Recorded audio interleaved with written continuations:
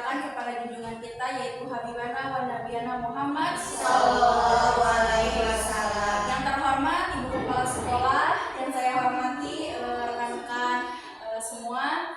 Izin sebelumnya mohon maaf jika pada hari ini kita akan melaksanakan diskusi dan mungkin waktu ibu-ibu terganggu karena kegiatan hari ini. Sebelumnya saya mohon maaf. Di sini saya akan mendesiminasikan budaya positif mengenai apa yang sudah saya pelajari di CGP Angkatan 11. Sebelumnya izinkan saya perkenalkan diri. Di sini ada fasilitator saya, yaitu Ibu Siti Rofikoh MPD, dan saya selaku CGP Angkatan 11 Gita Rahmawati, dan pengajar praktik saya yaitu Bapak Eka Nurmansyah. Baik, selanjutnya untuk memberikan semangat kita pada siang hari ini ada ice breaking ya. Mungkin ibu-ibu juga pernah melakukannya di kelas masing-masing. Ice breaking seperti yang saya contohkan. Tepuk semangat, dang dang dang dang dang, ding ding ding ding ding, dung dung dung dung dung, gubrak, aha aha. Ya, seperti itu bisa? Kalau bisa coba kita berdiri bersama-sama. Kita mulai ya, ice breakingnya untuk memberikan semangat kita pada siang hari ini. Tepuk semangat, Dang dang dang dang dang, ding ding ding ding ding, dung dung dung dung dung, gubrak, aha aha. Oke, tepuk tangan semuanya. Ya. Baik, selanjutnya di sini kita akan membahas mengenai beberapa materi ya, materi inti. Materi inti di sini. Ya. Yang pertama, saya akan menjelaskan mengenai disiplin positif dan nilai-nilai kebajikan universal. Kemudian yang kedua mengenai teori motivasi, hukuman, penghargaan, dan restitusi. Yang ketiga mengenai keyakinan kelas. Yang keempat kebutuhan dasar manusia. Kelima posisi kontrol, dan yang keenam segitiga restitusi. Baik, untuk memulai diskusi kita pada hari ini mengenai materi disiplin positif dan nilai-nilai kebajikan universal. Mungkin ibu bapak semuanya di sini pernah mendengar kata disiplin. Coba, apa disiplin itu menurut bapak ibu? Sesuai aturan. Ya, aturan, sesuai aturan. Ya, mungkin kita mengenal kata disiplin itu adalah sebuah aturan. Ya. Baik. Di sini mengenai pembelajaran dengan paradigma baru. Ya. Sebelum ke disiplin, di sini saya akan menjelaskan dulu mengenai pembelajaran dengan paradigma baru. Apa itu pembelajaran dengan paradigma baru? Yaitu pembelajaran dengan memfokuskan peserta didik itu sebagai pusat dalam kegiatan pembelajaran. Yang seperti apa pembelajarannya? Harus yang pembelajaran berdiferensiasi. Pembelajaran berdiferensiasi itu yaitu sebuah model pembelajaran yang memungkinkan guru untuk memenuhi kebutuhan belajar individu pada setiap peserta didik. Ya, karena sekarang itu kita sudah menggunakan kurikulum merdeka ya. Jadi proses pembelajaran harus berdasarkan dengan apa yang dibutuhkan oleh peserta didik kita. Jadi setiap kegiatan, setiap pembelajaran, setiap model dan metode yang akan kita gunakan yaitu harus berpusat pada peserta didik. Ya. Nah, apa saja pembelajaran berdiferensiasi yang harus kita lakukan, yaitu mengacu pada profil pelajar Pancasila ya. Yang pertama itu dimensi beriman, bertakwa kepada Tuhan Yang Maha Esa dan berakhlak mulia. Ya, itu yang pertama. Itu adalah sebuah landasan bagaimana kita harus memberikan pembelajaran yang meningkatkan keimanan dan ketakwaan peserta didik. Ya, bisa dengan kebiasaan yang positif ya, bisa dengan pembelajaran yang positif. Seperti kita kan sudah sudah merealisasikan pembelajaran. Setiap masuk anak itu harus membaca surat-surat ya. Kemudian saat Jumat, setiap hari Jumat anak-anak sudah dilakukan pembiasaan dengan sholat duha ya, seperti itu.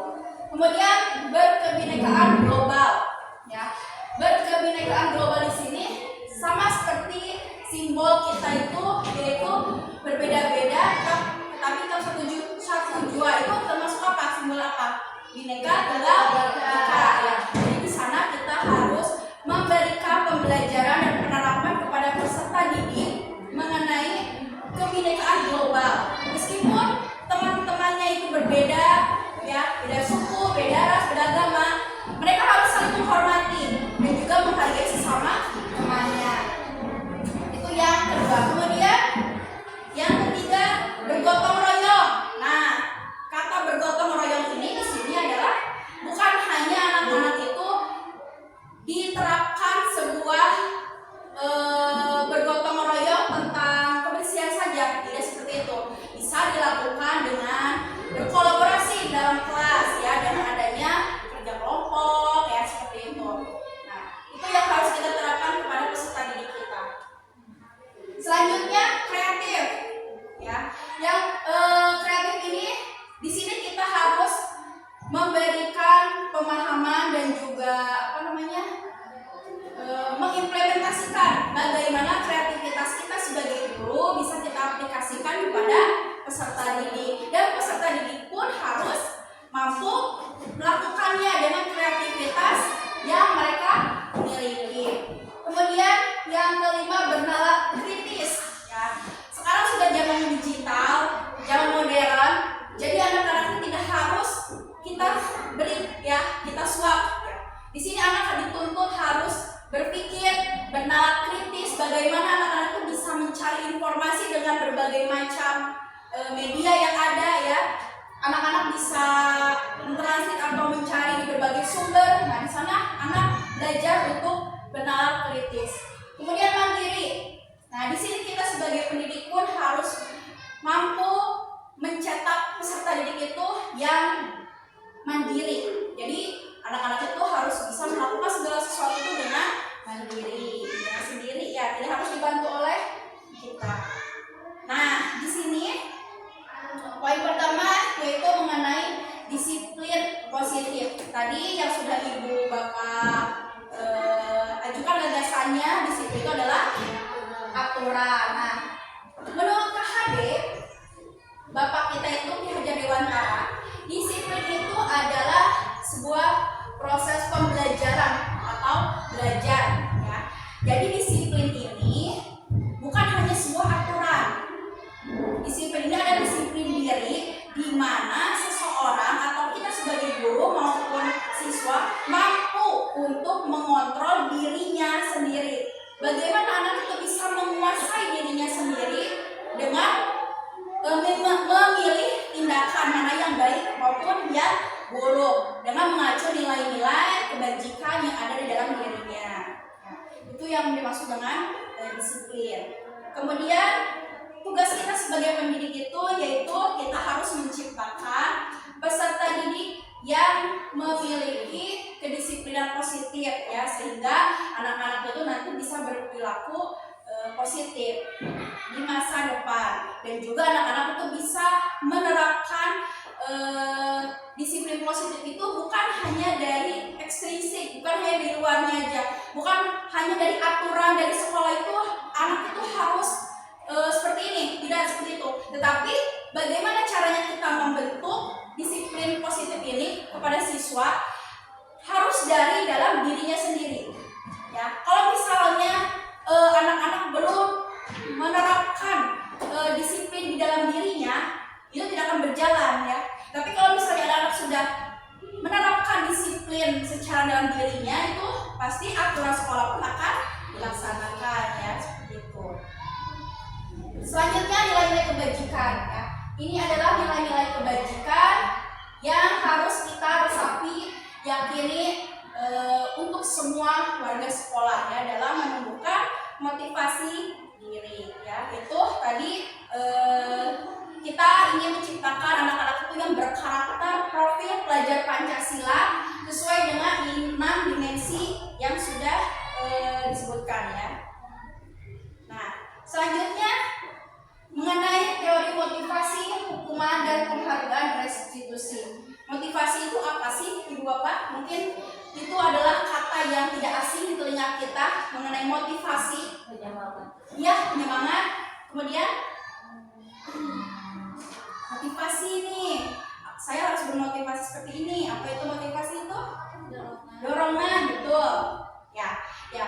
Motivasi itu adalah sebuah dorongan atau keinginan kita yang timbul di dalam diri seseorang secara sadar maupun tidak sadar untuk melakukan suatu tindakan dengan tujuan tertentu. Ya. Motivasi ini itu terbagi menjadi dua, ada yang intrinsik dan juga yang ekstrinsik. Nah, jadi sebelum kita terdorong motivasinya ekstrinsik, kita harus memunculkan terlebih dahulu motivasi dalam diri kita. Yang pertama itu menghindari ketidaknyamanan dan hukuman. Ini seperti apa? Nah, pertama, murid melakukan disiplin diri karena ia takut hukuman. Nah, ini merupakan motivasi eksplisit atau intrinsik? Ekstrinsik. Jadi ini termasuk motivasi ekstrinsik karena murid itu mau melakukan disiplin itu karena terpaksa. Karena apa? Ya karena kalau misalnya siswa tidak melakukan hukuman akan mendapatkan hukuman. Nah, itu berarti motivasinya itu dari luar ya, bukan dari diri sendiri. Nah, itu. Kemudian siswa mendapatkan imbalan dan penghargaan dari orang lain. Contohnya, murid melakukan disiplin diri karena ia ingin mendapat imbalan. Nah, ini termasuk motivasi intrinsik atau ekstrinsik menurut Ibu? Ekstrinsik. Ya, betul sekali. Ini adalah motivasi ekstrinsik. Jadi, siswa itu melakukan sesuatu ada imbalannya, gitu, mengharapkan imbalan. Nah, itu termasuk adalah motivasi ekstrinsik, jadi mengharapkan imbalan. Selanjutnya, yang ketiga, menghargai nilai-nilai kebajikan di dalam dirinya. Seperti apa? Murid melakukan disiplin diri karena sadar akan nilai-nilai kebajikan dirinya. Nah, ini termasuk motivasi intrinsik atau ekstrinsik? Intrinsik. Betul sekali, ini adalah motivasi intrinsik. Jadi, jika anak sudah meyakini dan menerapkan nilai-nilai kebajikan dalam dirinya, maka akan timbullah motivasi di dalam dirinya. Seperti itu. Selanjutnya mengenai hukuman. Nah, hukuman menurut Ibu, hukuman itu apa?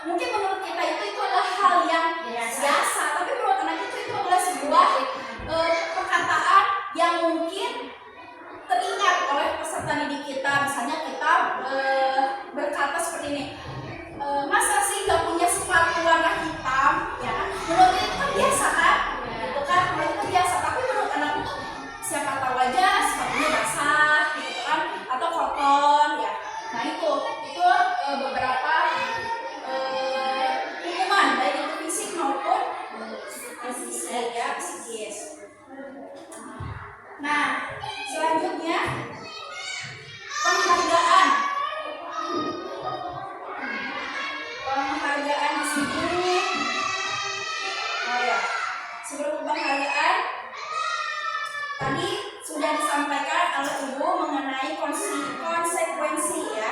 Nah, beda hal dengan konsekuensi. Kalau konsekuensi itu adalah sebuah yang sudah terencana dan juga sudah disepakati oleh guru maupun murid. Misalnya pelajaran PJOK harus memakai baju olahraga ya. Tetapi ada salah satu siswa yang tidak memakai baju olahraga. Kemudian seorang guru itu memberikan konsekuensi push up 10 kali. Nah, itu kan sudah disepakati kan sebelumnya bahwa setiap pelajaran PJOK harus memakai baju olahraga. Jika ada siswa yang melanggar, maka akan dikenakan konsekuensinya yaitu harus push up, ya kan? Nah, itu bedanya konsekuensi dengan hukuman. Kalau hukuman itu mendadak ya, jadi tiba-tiba ya salah kita kasih hukuman, ya kan? Tapi kalau misalnya konsekuensi, ya sudah sepakati, sudah terarah, gitu kan? Oleh pelajaran PJOK kamu harus pakai baju olahraga, tapi kalau tidak kamu push up, itu kan risikonya kan konsekuensinya. Dapat dipahami Ibu Bapak mengenai konsekuensi dan hukuman ya? Selanjutnya penghargaan. Nah, di sini ternyata penghargaan itu adalah sebuah hukuman. Kenapa bisa hukuman itu adalah sebuah penghargaan? Nah, coba. Kenapa? Hukuman itu adalah sebuah penghargaan. Misalnya seperti ini. Ketika siswa diberikan penghargaan, ternyata penghargaan itu adalah sebuah hukuman buat dirinya. Kenapa demikian? Misalnya ada salah satu siswa yang sering maju ke depan, ya misalnya setiap kita kasih materi, kemudian saat anak itu maju ke depan kita selalu memberikan reward, ya. Kemudian suatu ketika siswa tersebut itu maju ke depan tapi tidak bisa mengerjakan. Apa yang dirasakan oleh siswa itu? Kecewa, betul. Kemudian apa yang akan teman-temannya katakan? Bisa saja membuli, masa pelajaran kayak gini tidak bisa, masa hitungan seperti ini tidak bisa. Jadi terkadang penghargaan itu adalah sebuah hukuman bagi siswa itu, dimana jika siswa selalu mencapai tujuan yang diinginkan, tetapi tiba-tiba ada sesuatu hal yang membuat dia turun atau down, itu akan ada sebuah kekecewaan, bukan hanya dalam dirinya tetapi di lingkungannya, ya seperti itu. Itu mengenai penghargaan, dihukum oleh penghargaan. Selanjutnya, penghargaan pun dapat menciptakan persaingan di dalam kelas. Ya, jadi jika misalnya siswa itu sering maju ke depan akan mendapatkan reward ataupun penghargaan, tapi bila mana ada terdapat siswa yang tidak bisa mengerjakan, kemudian akan ada sebuah perkataan yang tidak diinginkan oleh teman-teman, itu akan membuat mereka menjadi down, ya seperti itu. Itu mereka dihukum oleh penghargaan. Kemudian restitusi. Ibu dan Bapak pernah mendengar apa itu restitusi? Apa itu restitusi? Pendekatan. Apalagi? Restitusi memperbaiki kesalahan. Apalagi?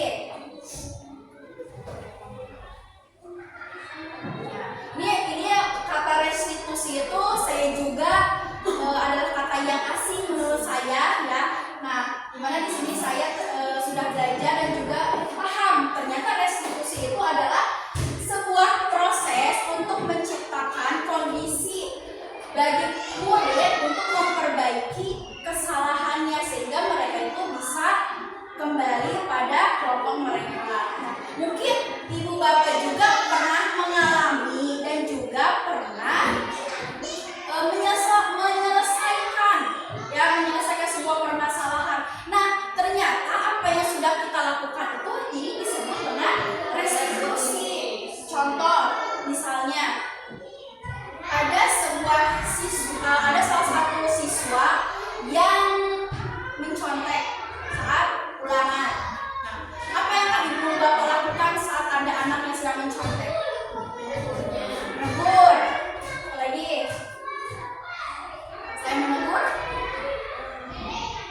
Selain menegur apa lagi?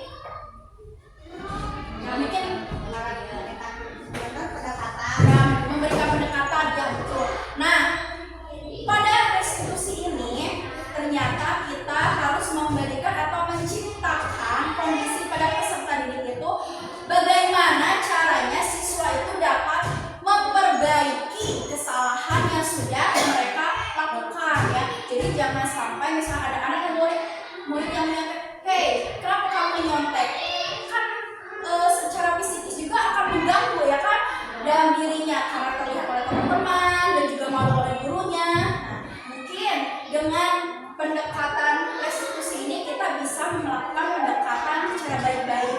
Bisa kita panggil siswanya saat selesai ujian, ya kita panggil anaknya, kita bimbing anaknya, kita berikan solusi dan juga kita tanya mengapa anak tersebut melakukan hal tersebut.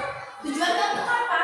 Ya untuk memperbaiki kesalahannya agar tidak mencontek lagi ya, seperti itu.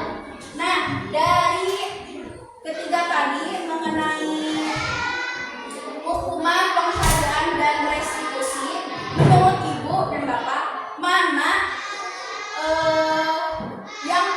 teori yang tepat dalam kita untuk menerapkan disiplin positif pada peserta didik? Apakah harus dengan hukuman? Apakah harus dengan penghargaan? Apakah harus dengan restitusi?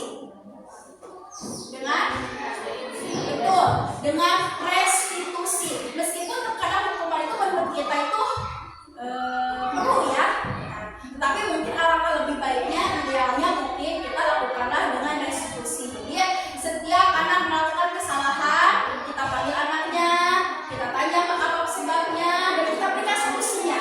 Nah, seperti itu.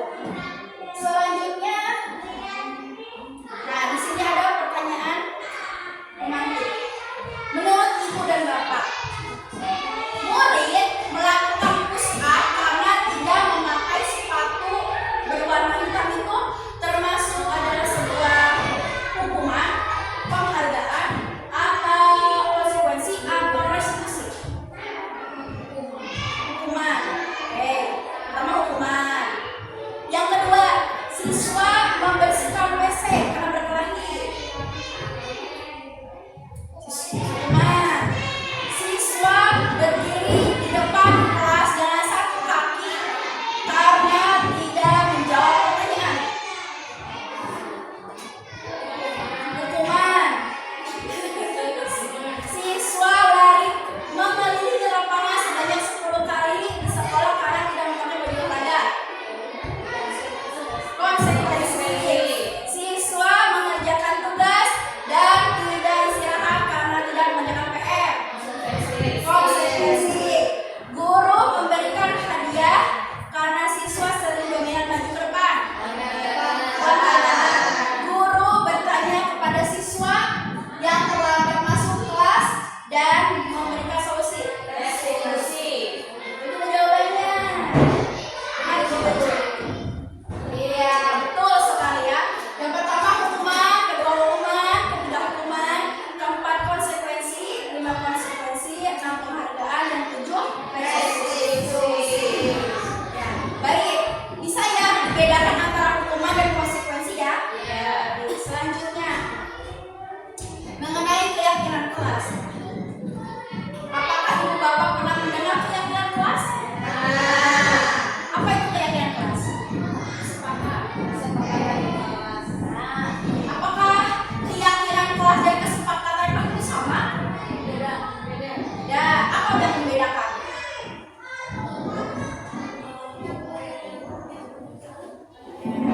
Bagaimana? Itu prinsip diri itu apa? Keyakinan. Kalau sepakatan? Semua. Oke, nah betul sekali. Saya akan menjelaskan mengenai keyakinan kelas. Keyakinan kelas itu adalah seperangkat nilai dan prinsip yang disepakati bersama oleh guru dan siswa untuk memandu perilaku dan interaksi dalam kelas. Jadi keyakinan kelas ini adalah nilai-nilai kebajikan yang harus kita terapkan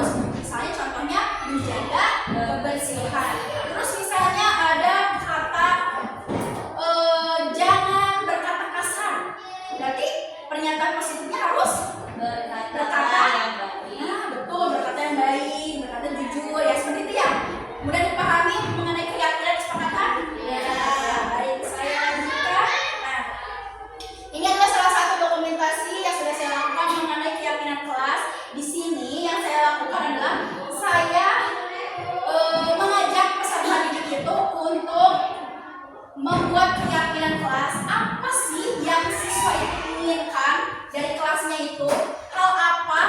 Hal apa yang ingin siswa rasakan di dalam kelas itu? Jadi saya kumpulkan semua peserta didik untuk memberikan gagasannya mengenai keyakinan dan juga nilai kebajikan yang ingin mereka terapkan di kelas. Kemudian setelah itu siswa maju ke depan untuk menempelkan hasil gagasannya, ya. Selanjutnya yang ketiga, kami bersepakat di dalam kelas itu mana nilai kebajikan yang ingin mereka terapkan dan mereka yakini di dalam kelas itu, ya. Sehingga akan muncul yang namanya kesepakatan, ya, kesepakatan kelas. Jadi kita buat dulu keyakinannya, nilai apa sih yang mau kita munculkan dengan peserta didik, baru nanti akan timbullah aturan. Jadi bila mana ada siswa yang tidak tidak mentaati aturan, maka akan ada konsekuensi yang tadi kan. Nah, dapat dipahami Ibu Bapak? Ya. Baik, selanjutnya kebutuhan dasar manusia. Di sini ada beberapa kebutuhan dasar manusia. Baik kita sebagai guru maupun peserta didik itu membutuhkan 5 kebutuhan dasar manusia. Yang pertama itu kita membutuhkan bertahan hidup. Ini seperti apa? Ya, nah, betul. Kebutuhan hidup kita itu sekunder dan juga primer, ya. Primernya ya seperti makan, terus minum. Nah, kalau sekundernya kita butuh pakaian yang layak. Sama seperti ibu-ibu sekalian di sini kan butuh makan. Iya betul. Untuk kesekarang Nah, ini kan sudah disediakan ya makanannya. Silakan dicicip. Boleh. Jadi kita santai saja ya, Ibu Bapak silakan. Jika Ibu Bapak lapar, ya kan? Nah, silakan mencicipi. Itu adalah kebutuhan kita, ya, kebutuhan kita. Kebutuhan apa namanya? Kebutuhan primer. Kemudian kebutuhan sekundernya seperti pakaian yang layak. Nah, siswa pun sama membutuhkan makanan, membutuhkan pakaian layak, ya kan? Sepatu yang layak. Nah, maka dari itu, mengapa terkadang siswa itu mungkin ada ya di beberapa kelas ibu yang siswa itu saat jam pelajaran malah makan, ya kan? Ada kan, pasti kan? Nah, kemudian ada juga siswa yang berpakaian itu lusuh, ada yang tidak sikat, ada sobek, dan sebagainya, ada kan? Nah, itu adalah sebuah kebutuhan yang harus terpenuhi, ya. Jadi kalau misalnya dari 5 kebutuhan ini tidak terpenuhi, misalnya tidak makan, ya pasti anak-anak juga akan rese gitu kan, akan mencari makan gitu. Nah, makanya, ya betul. Makanya kenapa anak-anak itu kalau misalnya di kelas itu sering makan, meskipun ya makan permen-permen, tapi kan mungkin mengganggu ya pembelajaran. Karena itu yang dibutuhkan oleh siswa, makan. Kemudian pakaian, kita melihat kok anak itu bajunya tuh lusuh atau misalnya bajunya itu sobek gitu kan. Nah, itu yang dibutuhkan oleh siswa. Jadi harus dari kelima dasar manusia itu harus terpenuhi. Yang pertama itu bertahan hidup. Yang kedua itu penguasaan. Nah, penguasaan di sini adalah harga diri maupun keinginan untuk dianggap. Nah, seperti apa? Misalnya di kelas itu kita kan sering ya pembelajaran itu berbasis berkelompok ya, dengan model pembelajaran yang bervariasi.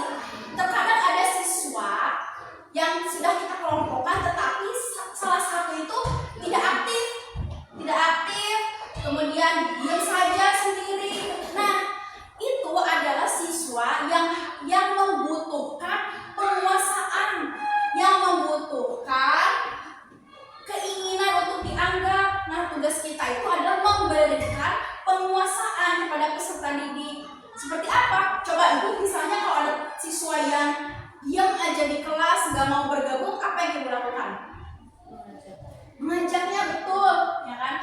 Kita ajak peserta didik kita yang proaktif dan juga kita berikan tanggung jawab. Kita berikan tanggung jawab. Kenapa? Agar peserta didik kita itu dapat dihargai dan juga merasa dirinya itu positif dianggap oleh teman-teman gitu.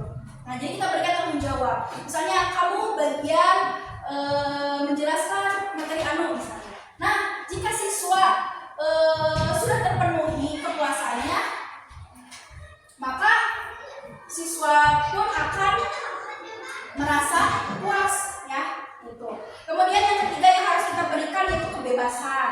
Seperti apa? Yaitu mandiri, memiliki pilihan dan juga mencoba hal-hal yang baru. Kita berikan kebebasan. Kebebasan di sini bukan berarti kita bebas aja, udah anak-anak terserah mau bagaimana, ya seperti itu kan. Nah, jadi di sini kita memberikan kebebasan di mana anak itu bisa mencoba hal yang baru, ya. Anak itu bisa memiliki pilihannya sendiri, anak itu bisa mandiri. Mungkin di kelas ibu bapak ada anak yang misalnya cara pembelajarannya itu menginginkan visual maupun audio visual ya. Mungkin ada kan seperti itu. Bu, saya maunya belajar itu melihat menonton video atau YouTube. Kita berikan kebebasan pada anak. Atau anak menginginkan, Bu, saya ingin materi ini itu praktek. Kita berikan kebebasan yang ingin siswa inginkan. Ya, seperti itu. Jadi kita harus memberikan yang terbaik untuk peserta didik. Yang keempat, berikanlah kasih dan sayang. Ya, kasih dan sayang. Ya, seperti apa? Yaitu kita berikan rasa diterima, dipedulikan, dan juga saling bekerja sama. Kita berikan kasih sayang kepada peserta didik. Jangan baru juga masuk udah misalnya gitu kan, marah-marah misalnya gitu kan. Anak tidak piket langsung marah gitu kan. Anak bajunya lusuh langsung marah. Tapi kita berikan kasih sayang, kita berikan kelembutan. Kenapa Lona kamu gak piket gitu kan? Dengan memberikan ucapan-ucapannya lemah lembut yang baik ya, seperti itu ya, seperti itu ya. Mungkin saya juga pribadi tanpa saya sadari, saya juga mungkin pernah melakukan hal seperti itu ya, tidak memberikan rasa kasih sayang gitu. Ya, tapi di sini saya belajar bagaimana saya harus memberikan rasa kasih dan sayang itu kepada peserta didik. Seperti itu. Kemudian yang kelima, kesenangan. Nah, ini yang ditunggu oleh peserta didik. Kita berikanlah kesenangan untuk peserta didik kita. Benar kan? Iya. Iya, betul. Iya, benar. Jadi, iya, kita tuh sebagai guru itu jangan terlalu monoton mungkin ya. Dalam pembelajaran misalnya, ayo ngecamah misalnya gitu kan, atau kasih tugas terus misalnya gitu. Tapi tidak seperti itu ya. Kita berikan kesenangan. Ya misalnya dengan tadi tapi kan sudah bermain gitu kan. Ya meskipun aksinya itu ya sangat menguras energi, tapi kan kita memberikan pelayanan. Ya kan? Kita berikan prioritas buat anak itu, kita berikan kesenangan. Kemudian misalnya ada anak yang tertawa hahi, ya mungkin mengganggu, tapi kita bisa menegurnya dengan baik-baik. Jangan sampai anak-anak yang tertawa kita langsung marah. Kamu kenapa tertawa? Gitu kan? Ya kan? Gitu kan? Mungkin ibu bapak seperti itu, saya juga mungkin pernah seperti itu ya. Ya, tapi di sini kita bagaimana berusaha untuk memberikan kesenangan kepada anak. Ya, itu ya. Itu sekali lumayan. Yang terbaik. Ya, seperti itu. Baik, selanjutnya ya, ini 5 posisi kontrol guru terhadap murid. Ini adalah 5 posisi kontrol kita sebagai guru, di mana kita itu harus memiliki kelima posisi kontrol ini. Yang pertama itu penghukum. Ini tuh adalah sebuah kata yang bagaimana ya menurut saya itu, penghukum itu hal yang mungkin bagi anak juga adalah suatu kata atau kata yang menyeramkan mungkin ya. Saya nggak pakai baju lengkap dihukum nih, gitu kan? Jadi penghukum itu menurut saya itu adalah kata-kata yang ya mungkin menakutkan seperti itu. Nah, di sini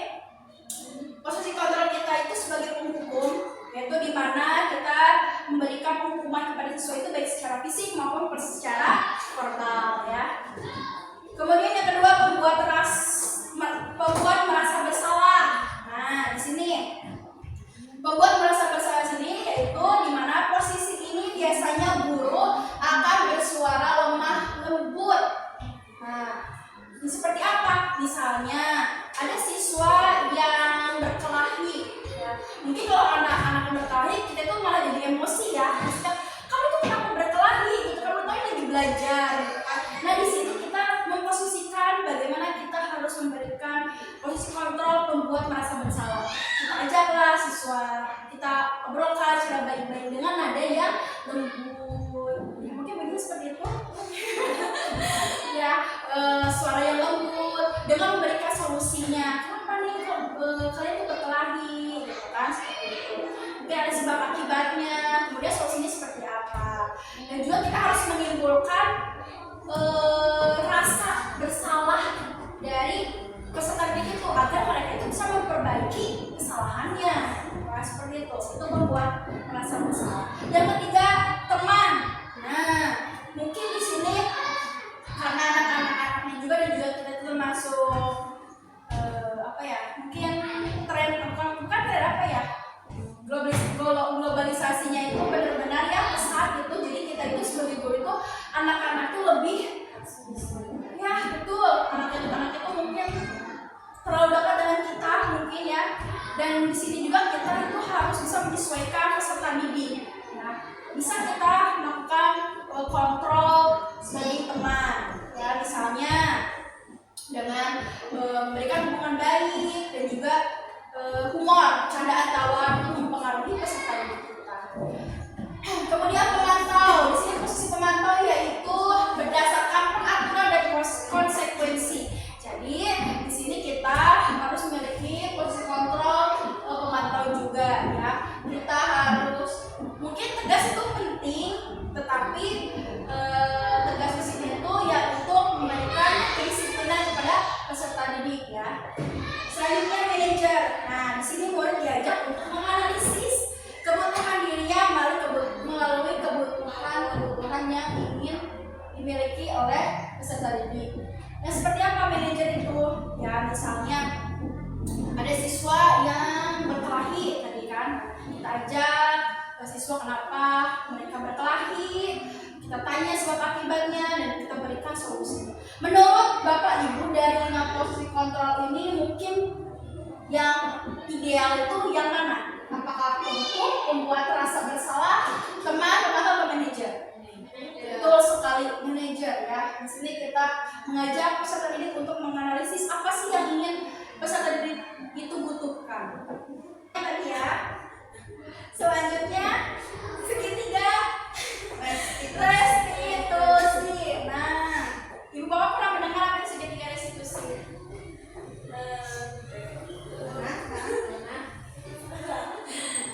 Ya, ini segitiga restitusi ini adalah sebuah langkah di mana kita bisa mengaplikasikannya dalam beberapa tahapan atau langkah ya. Terus ya yang pertama misalnya ada salah satu anak yang misalnya di kelas itu tidur terus saat jam pembelajaran. Ibu bapak apa yang akan ibu bapak lakukan jika ada anak siswa yang tidur terus di kelas? Apa? Menanyakan terus. Karena si bapak dia pasti kita langsung kasih nanya gitu anak lagi tidur saya itu.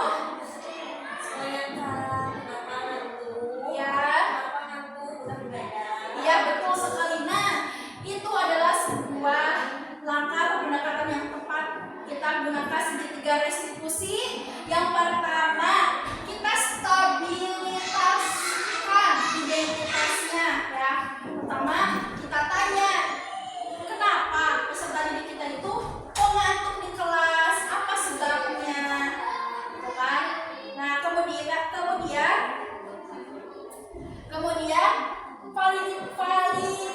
validasi tindakan yang salah. Misalnya baik hari ini akan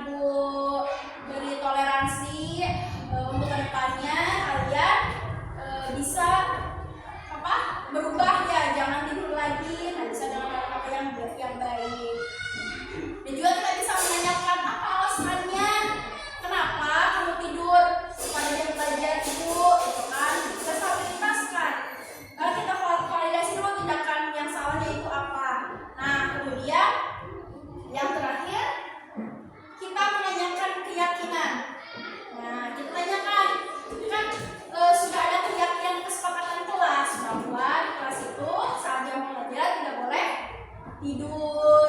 Nah, seperti itu. Jadi kita stabilkan dulu identitasnya, masalahnya itu kenapa anak itu bisa tidur di kelas. Kemudian kita berikan penguatan bahwa meskipun anak itu salah, tetapi bukan hanya dia saja yang melakukan kesalahan, kan? Nah, kemudian yang kedua, kita validasi tindakannya yang salah itu seperti apa, dengan memberikan solusinya agar tidak tidur lagi di kelas. Dan yang terakhir, kita yakinkan kembali kesepakatan kelas itu seperti apa. Apakah dia melanggar kesepakatan dan keyakinan kelasnya? Dapat dipahami itu? Ya. Baik, selanjutnya refleksi. Hari ini apa yang sudah Ibu dan Bapak pelajari pada materi kita dan diskusi kita